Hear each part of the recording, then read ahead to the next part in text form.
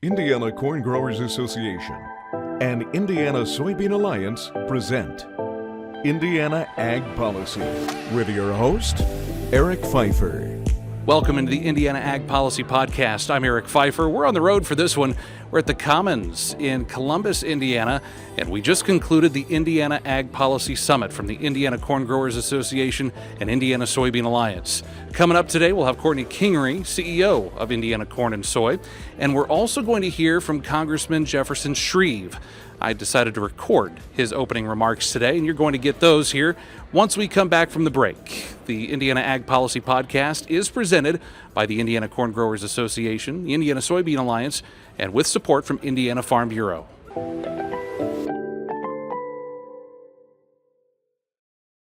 There is strength in numbers.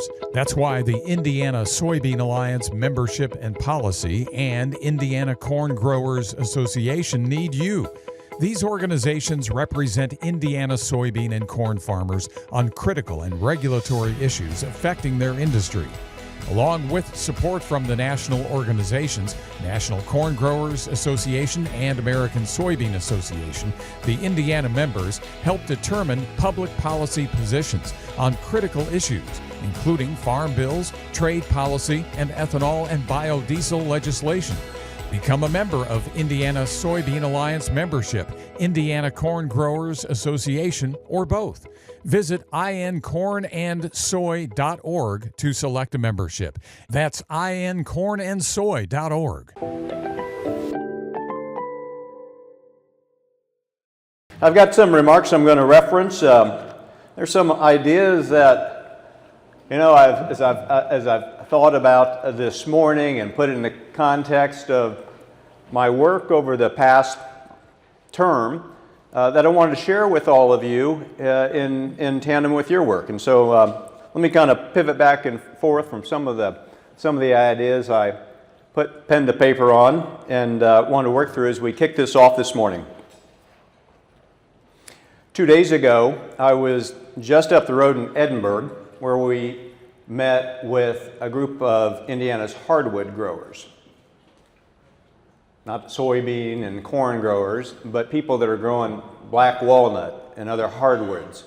4.9 million acres in our state is in that sort of production, and it's a great big piece of the ag industry. Later today, I'm going to head over to Rush County, where Indiana Farm Bureau is hosting one of their Farm Talk series. I'll be at Carmody Farms. They're in the livestock focused side of it, which is kind of the happy, profitable slice of ag at the moment. And so I share those two, looking back, looking toward later today, here I am in the moment perspectives with you, because I very much like my engagement, these opportunities to be involved in our ag industry in our state. Ag isn't something that I want to engage in once a year at a conference like this. It's part of the ongoing conversation, and I aim to be that with and for you as your U.S. representative.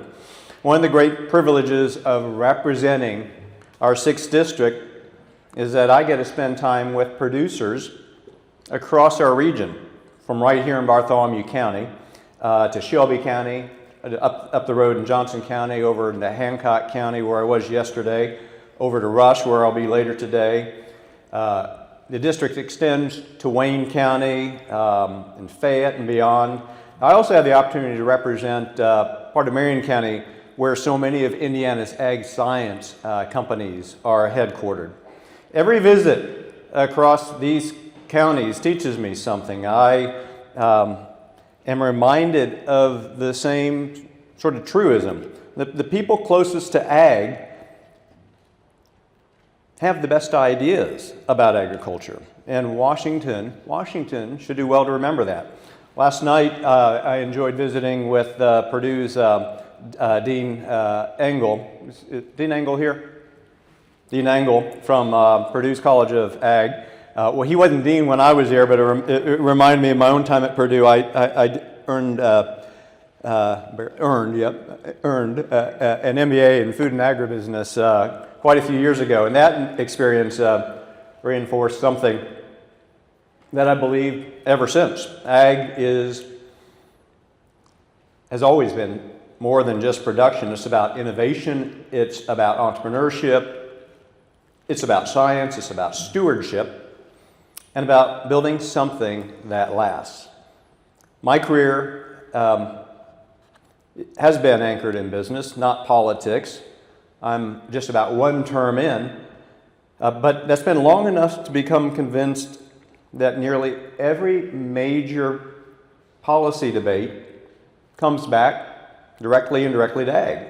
We just don't always call it ag. We call it trade. We call it energy. We call it infrastructure. We call it workforce development. We call it supply chains. We even call it national security. But sooner or later, every one of these conversations ends up at the farm gate. And that's one of the big lessons I've learned in my first term. Agriculture no longer sits at the sidelines of our national conversation. It sits at the center of it. Think about what's changed. Energy security increasingly depends on agriculture. Supply chain resilience depends on agriculture. Rural economic development depends on ag. Even our strategic competition with China depends on ag. Food security has become national security. And these aren't separate conversations. They're the same conversation, and Indiana, our state, is uniquely positioned to lead it. Not simply because we have productive farms, but because we bring together things few other states can match. World-class producers, the finest, in my humble opinion, land-grant university in America. Leading animal health companies, advanced manufacturing, biofuels, food processing, ag technology, research, innovation, and most importantly, the people who aren't afraid to solve problems. And that's simply an extraordinary combination that other traditional ag states can't match.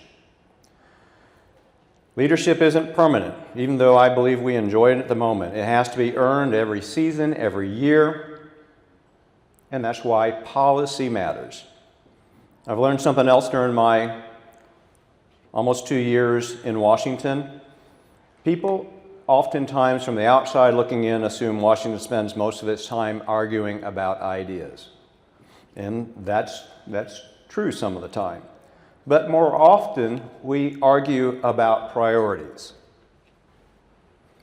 And priorities become budgets. And budgets become investments. Investments, which are our dollars, those investments shape our future. That's one of the reasons I competed for a seat on the House Appropriations Committee. It was a tough get. Not because appropriations receives much attention. I have to explain to people time and again what the Appropriations Committee does. But because that's where our national priorities become real. That's where they get funded. It's where we decide whether we're going to invest in agricultural research, whether we're going to strengthen animal health, whether we'll support biofuels, whether we'll modernize our rural infrastructure, whether we'll continue giving American ag the tools it needs to compete with anyone in the world. And those decisions matter.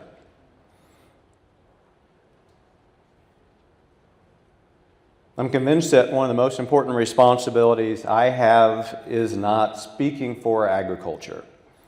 I'm making sure Washington actually listens to agriculture. Because most producers I know aren't asking government. You aren't asking government to run your operations. You're asking for something simpler. You want predictable rules, reliable markets, sound infrastructure, a tax code that rewards investments, and the freedom to do what you've done through your careers and for generations, to produce, to innovate, to adapt, to build. And these are reasonable expectations. They're also the foundation of a strong ag economy. This audience doesn't need a speech from a newish policymaker explaining ag. You live it every day. You know more about the business than I ever will. My responsibility is different. My responsibility is to carry your perspective into rooms where ag isn't always at the table, into committee hearings, into appropriations negotiations, and onto the House floor. And to remind my colleagues from New Jersey, from Maine, from Arizona, that ag isn't simply another line item on our federal budget. It's one of America's great strategic advantages. And that's especially true today.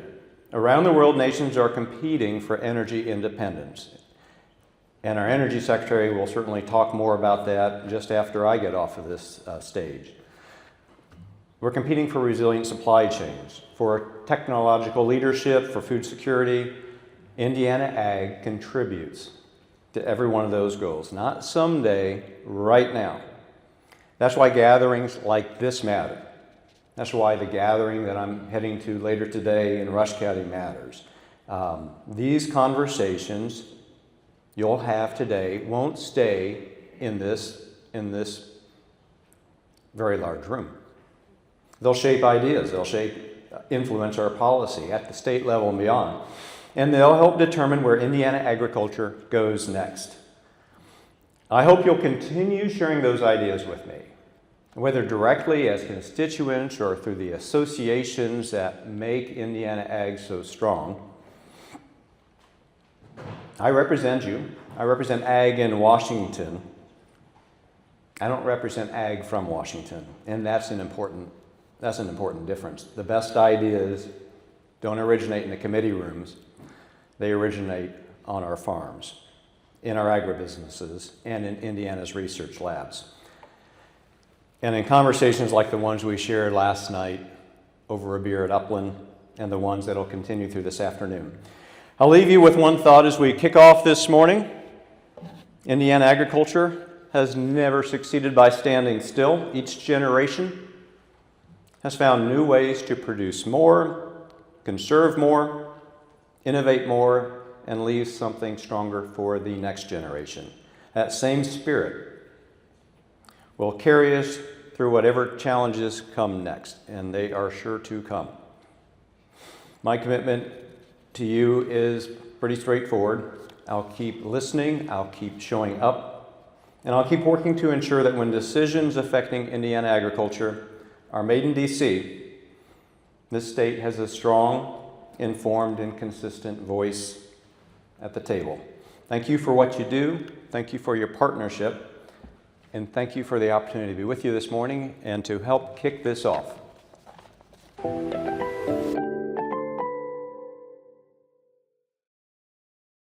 At Indiana Farm Bureau, we serve tree farmers, goat farmers, and in fact, all farmers. With over 250,000 members, Indiana Farm Bureau represents a broad range of farmers and puts power in your collective voice. You also get advice from our subject matter experts, more affordable health plan options, and support for youth programs statewide. So whether you grow soybeans or strawberries, membership means you'll be heard. Become a member today at infb.org.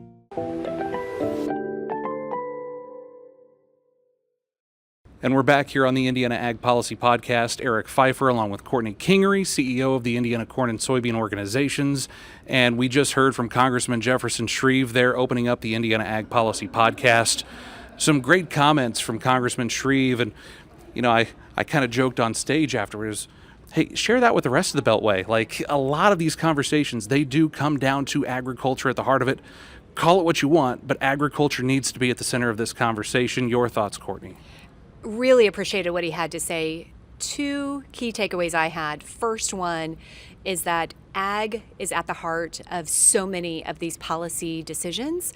So much of what gets decided at both the state and federal level comes back to ag production, the farmers, the land, the water, the soil. So ag really is at the heart of so many of these conversations. The second one was talking about how he brings ag to the table and the conversations and into the rooms, especially in DC, where maybe ag's not at the table.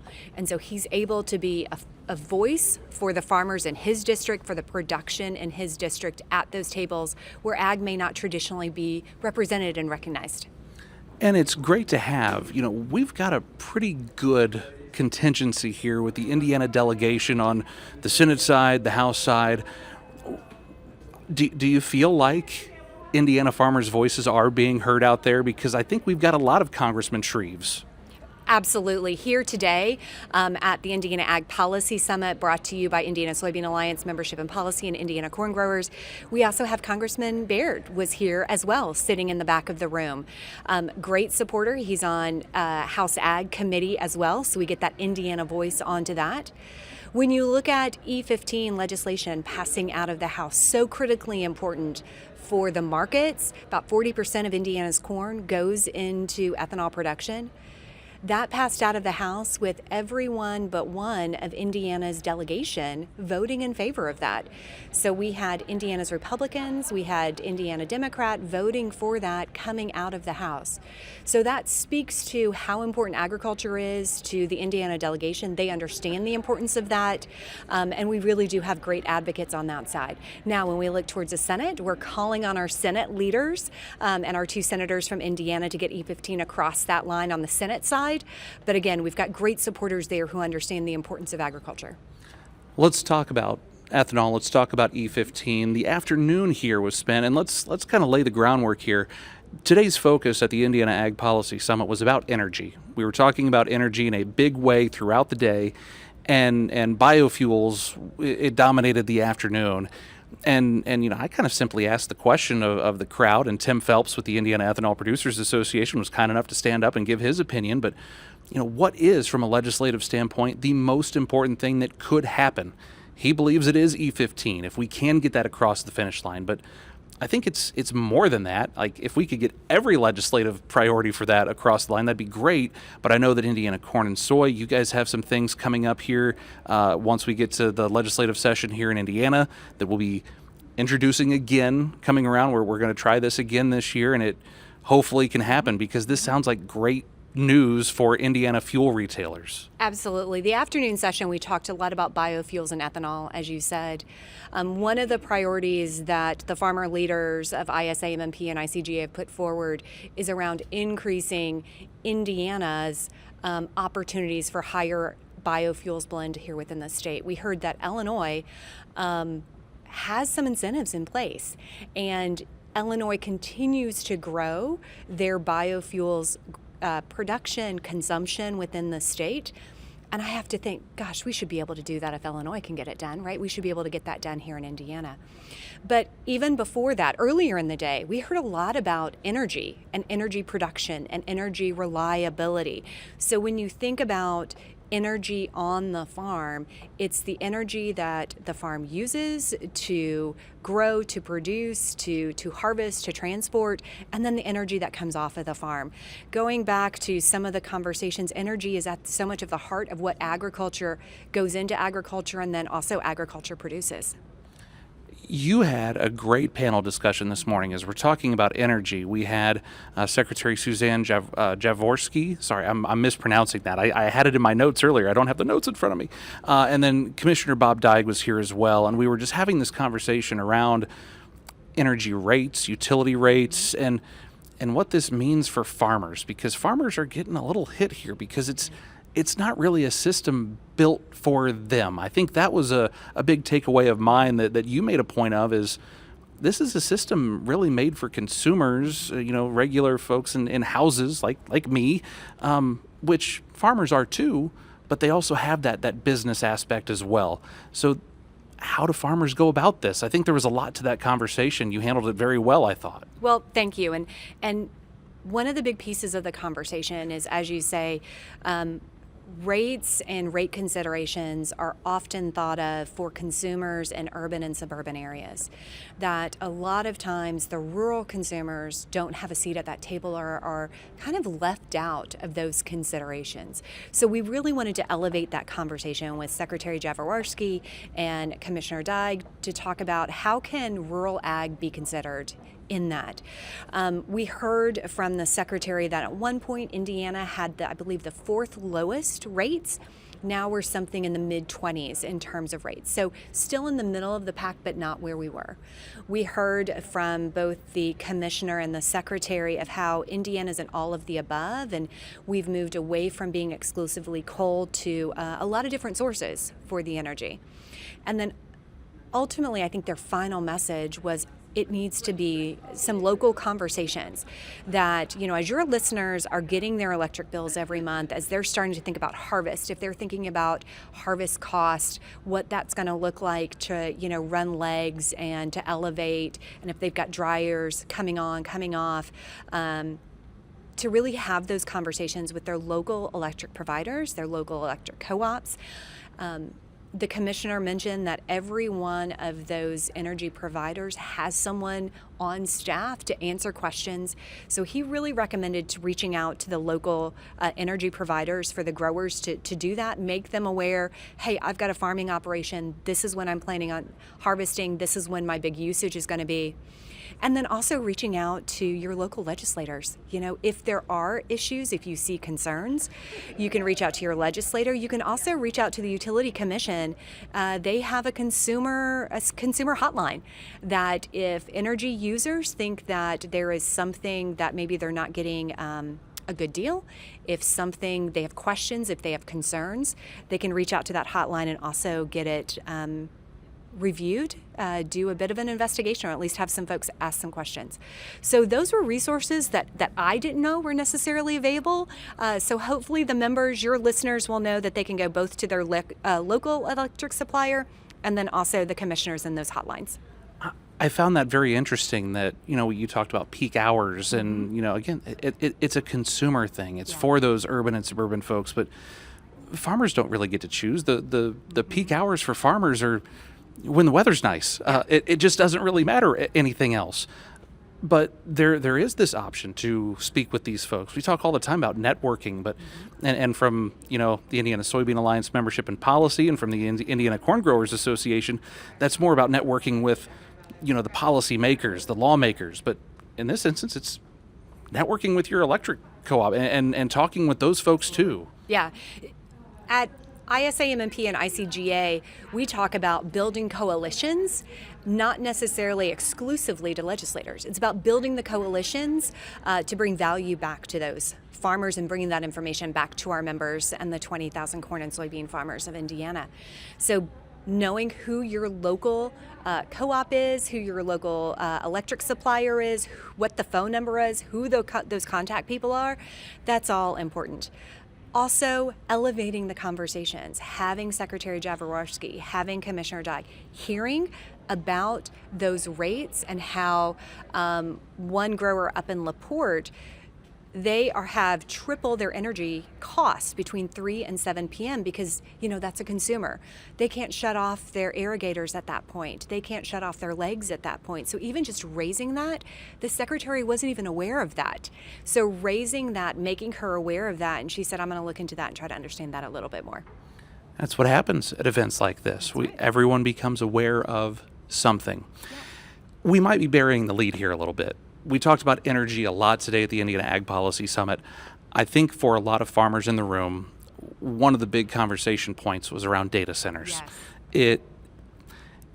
I think it brought some people here. They wanted to hear what these folks had to say about data centers.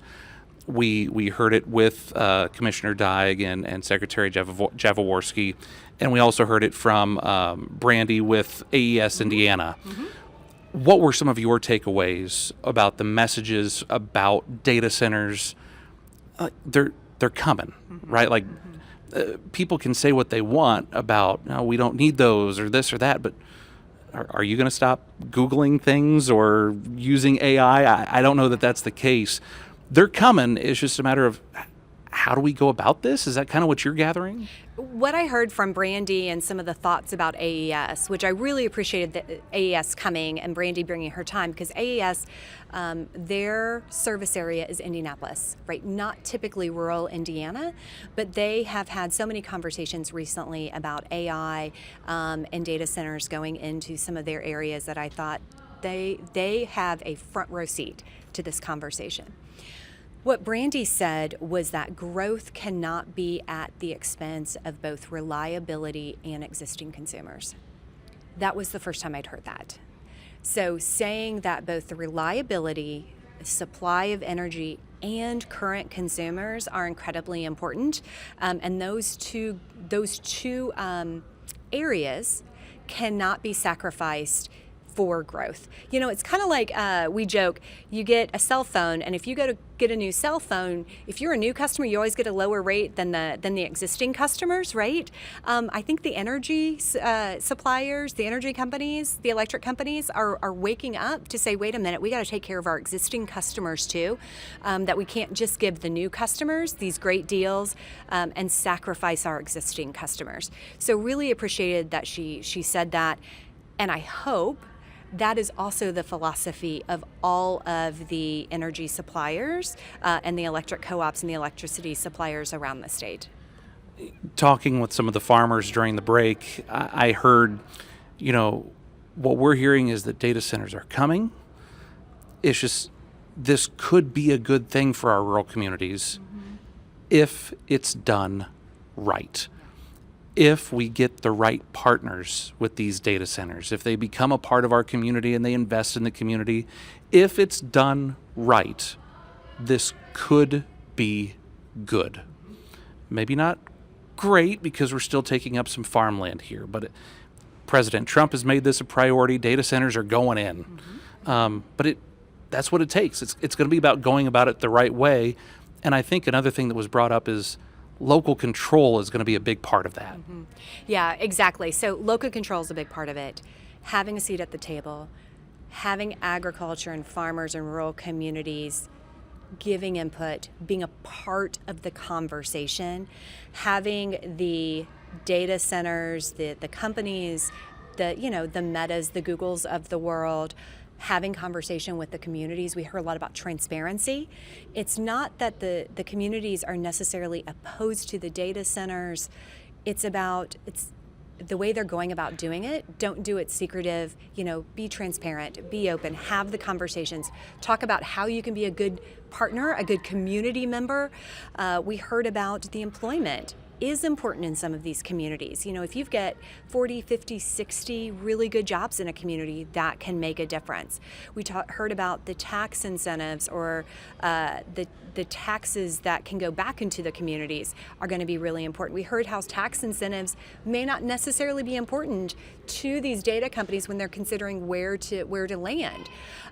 So there's just a lot at play. I think there's no one size fits all. I think there's no silver bullet. It's not an easy conversation, but it's a conversation worth happening at the local community level, being transparent, having those conversations, and having the commissioners, the county leaders, the local leaders with the incoming companies and the community all having those conversations together. You need to show up. I mean, Show up. decisions are made by the people that show up. Right. So you got to get there and do that. And it was an interesting conversation. You mentioned that maybe some of these tax incentives aren't the things that they're really looking for anymore. A great panel conversation with Representative Kendall Culp and with Senator Gary Byrne. It was kind of surrounding that. Like, do we need tax incentives? Do we need incentives for this at all? What are the incentives? And Kendall pretty well said, he just spoke with someone the other day. They don't need that anymore. I think we've had data centers here for a while. They're getting bigger now. I expect in the next legislative session there will be some sort of legislation put forward about potentially eliminating or reducing tax incentives for some of these data centers. I think there could be other legislation coming in as well about continuing to provide tax benefits to the communities that do host them. And so this is going to be an area that we'll continue to monitor and watch on behalf of the members of ISAMMP and ICGA. We just kind of gave the 30,000-foot view here of this. People, if you didn't show up, you missed a lot today at the Indiana Ag Policy Summit. This is something that you guys have been doing now for several years. I've been fortunate enough to be a part of it now for a few. The way this thing has grown, we had a pretty full room over there, Courtney. It was great to see the amount of people, the amount of farmers that are really getting into this policy conversation. Some of your big takeaways from the day.